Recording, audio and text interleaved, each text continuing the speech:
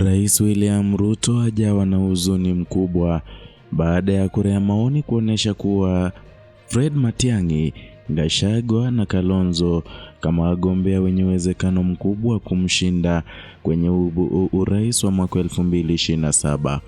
Hujambo na karibu kwa taarifa zetu za Kenyascope na kumbuka kusubscribe.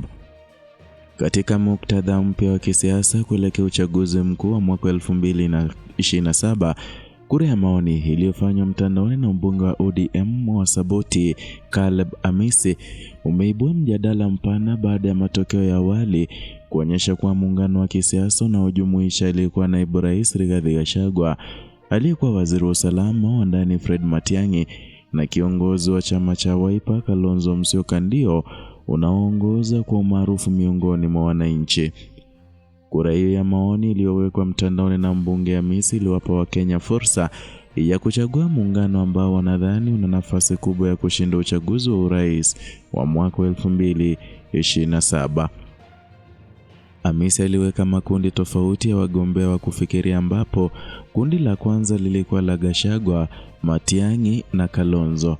Kundi la pili lilihusisha Rais William Ruto, kiongozi wa ODM Raila Odinga, mawaziri Joho na Aden Duale, huku kundi la tatu likiwa aliyekuwa jaji mkuu David Maraga pamoja na seneta Okiya Omtata.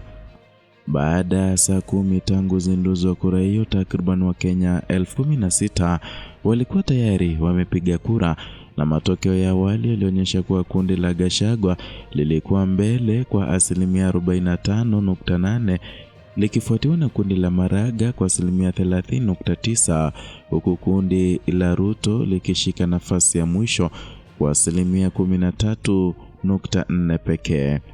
Matokeo haya yanatoa ishara mpya ya jinsi upepo wa kisiasa unavyoweza kubadilika kabla ya uchaguzi wa mwaka 2027.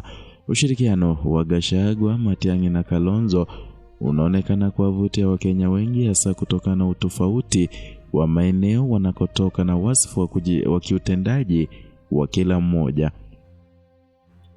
Endapo muungano huo utaendelea kushikamana, kuna uwezekano mkubwa wa kuwa mpinzani wa kweli dhidi ya Rais Ruto katika uchaguzi ujao. Hata hivyo, matokeo yameibuka wakati ambapo mbunge huyo wa ODM Caleb Amisi alikuwa amekosoa vikali azma ya Gachagua kuwania urais mwaka 2027. Amisi alitaja kuwa Gachagua amekuwa akitegemea siasa za kikabila na ni jambo ambalo linaweza kuhatarisha mshikamano wa kitaifa. Alisisitiza kuwa wanasiasa wanapaswa kushawishi wapiga kura kwa hoja, si kwa matusi au misingi ya ukabila. Na katika siku za hivi karibuni, Gachagua mwenyewe ametangaza hadharani kuwa yuko tayari kupambana na Rais Ruto katika uchaguzi mkuu ujao kama mgombea mkuu wa upinzani. Hii imezua maoni mseto kutoka wanasiasa wa pande mbalimbali, huku baadhi wakimpongeza kwa ujasiri na wengine wakimpigia ama wakimpinga kwa vigezo vya kiitikadi na uongozi.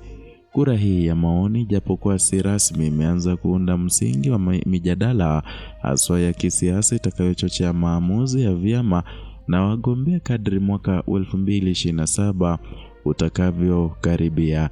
Kurasa wa siasa za urais unaanza kuandika upya, huku muungano wa upinzani ukionekana kuvutia macho ya wananchi kwa kasi isiyotarajiwa.